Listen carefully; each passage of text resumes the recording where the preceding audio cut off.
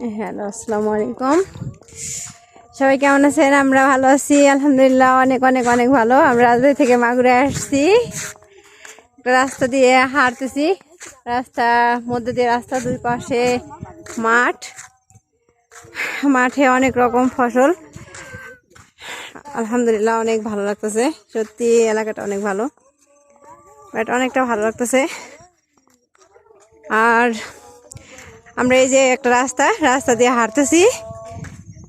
রাস্তাটা হচ্ছে মানে হাতের ডান পাশেও মাঠ, মানে ক্ষেত, আর ডান পাশেও ক্ষেত, দুই পাশেই ফসলের জমিন, মধ্য দিয়ে একটা রাস্তাটা পাকা, বেশি চওড়া না।